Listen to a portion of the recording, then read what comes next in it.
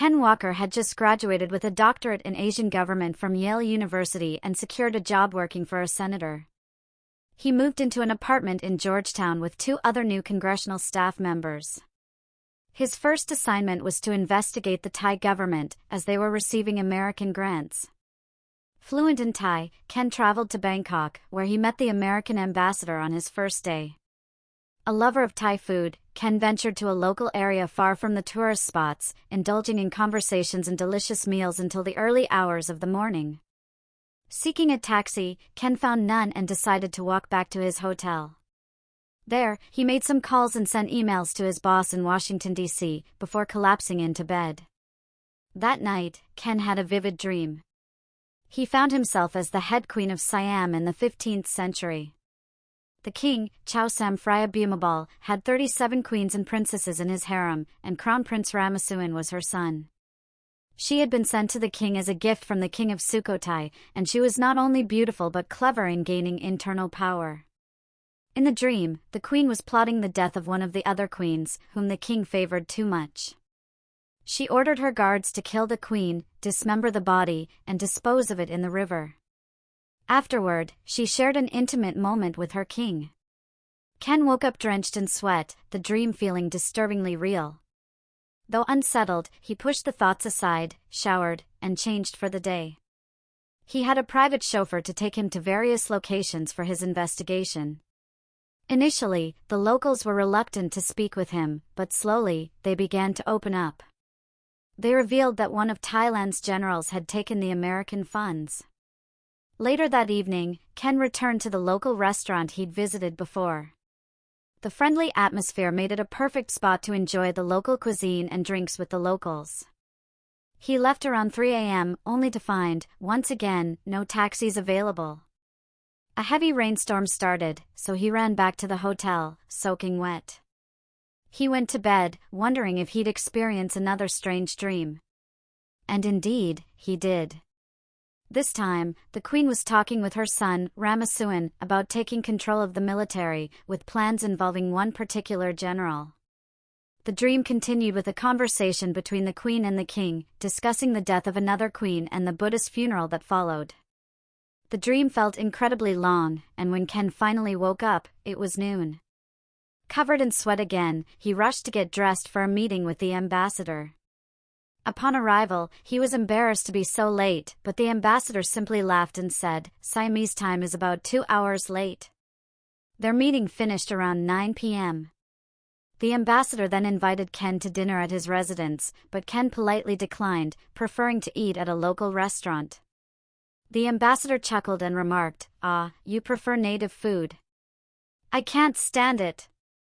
Ken thought to himself, a true ugly American. Ken enjoyed another late-night meal at the same restaurant, leaving around 4 a.m. As he walked back to his hotel, something strange happened.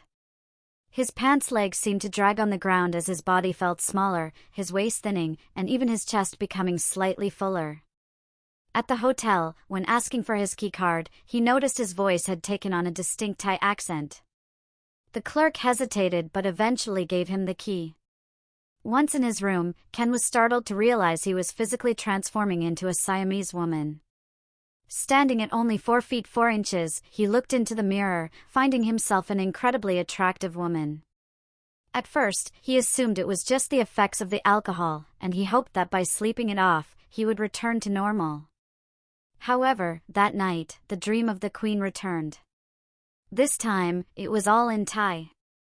The dream was filled with many themes, but at its core, it depicted her in intimate moments with her king.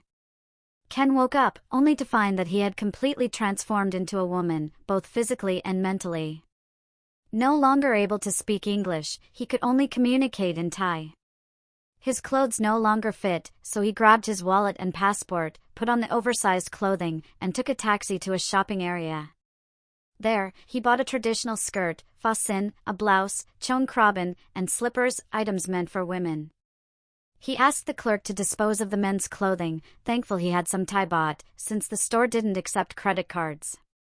Confused and unsure of what was happening, Ken, now fully embracing his new identity, decided to visit the Royal Historical Museum. As he wandered through the exhibits, he was shocked to see a painting of King Bhumibol and his many queens, with one of the queens resembling him. He was stunned. How could this be? His curiosity led him to a nearby library where he spent 5 hours reading a history book about Siam. As he read, a new memory began to take shape. He was Sivan, a queen born in 1415 AD, destined to become the empress widow dowager after the death of her husband, King Bhumibol. Sivan's oldest son, Ramasuan, would take the throne after his father. This realization, though unbelievable, felt like a reality Ken could no longer ignore. But was it all just a dream? He wasn't sure, and with 2 sets of memories, his former life as Ken and now Sivan, he prayed in a local Buddhist temple to find some clarity. He decided to embrace the Buddhist faith as a part of his new identity. Needing rest, Ken, now Sivan, returned to his hotel room, took a bath, and marveled at his new body. His face was stunning, and his figure was the epitome of beauty. Despite feeling exhausted, he resisted any urge for intimacy and opted to sleep in Ken's clothes, which were all he had available. He quickly drifted into sleep. In his dream, Sivan found herself celebrating a military victory with King Bhumibol and the royal family. The king and Sivan were carried on chairs by slaves, something she accepted as normal, given their royal status. Sivan's world was one of opulence, with slaves serving her every need. She even had a lavish 25-room building filled with 100 personal slaves from various lands, Siamese, Burmese, and Cambodians, kept in servitude. After the celebration, Sivan and the king retreated to the royal bedroom, where they shared an intimate moment. The conversation turned to the spoils of war, plundered palaces, jewels, and gold. Sivan suggested they build more palaces and use slaves from newly conquered lands to serve their royal family.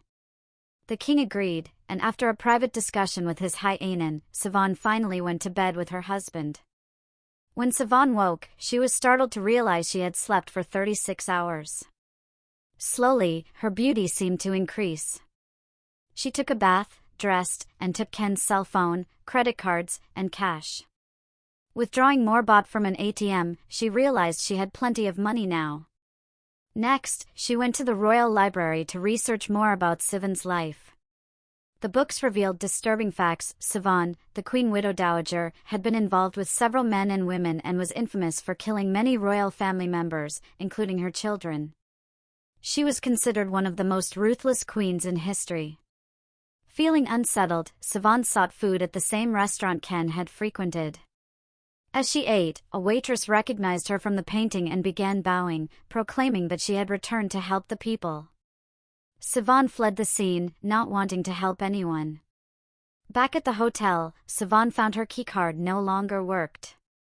She went to a street vendor to get some food and ate it near the river, returning the bowl afterward. As she sat, Sivan realized that her memories of Ken were beginning to fade. While she knew she had once been Ken, the details of his life were slipping away. The rain was pouring heavily, so she sought shelter under an awning. She was drenched, but at least the awning provided some cover. Eventually, she fell asleep again. That night, she dreamed of making love to her husband, only for him to die shortly after.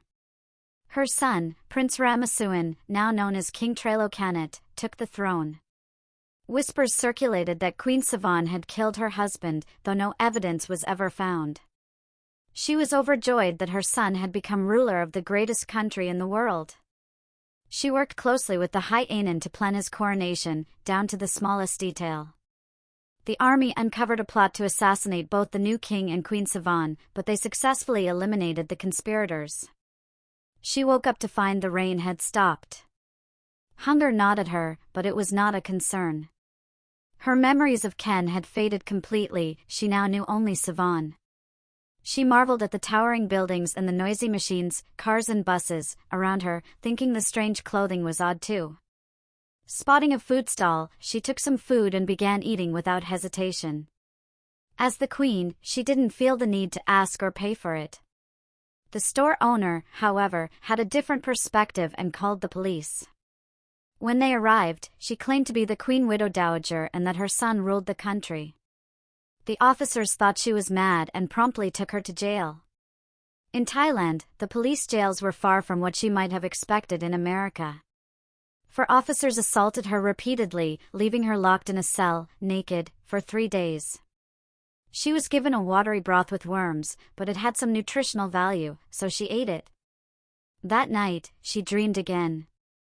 She said goodbye to her husband and watched as her son had his coronation. Her new king lifted her up, and she was freed from the jail. She was once again the Queen Widow Dowager, speaking with her son about the secrets of ruling. On the 4th day, she vanished mysteriously. The police were baffled, especially since the jail door remained untouched. In reality, she had joined her son, the king. She relished her role as Queen Widow Dowager and became a secret advisor to him. Sivan lived a full life, having lovers both men and women. She passed away at 92, living a good life. Her son organized a magnificent funeral and built a stunning monument with her body inside. The question remains, is the Queen Widow Dowager the same woman in the 21st century, or was she the same woman from 500 years ago, now without any memories of her past life as Ken? We may never know. The monument still stands, leaving the question unanswered. If you appreciated this story and wish to show your support, don't forget to join me on Patreon for exclusive content.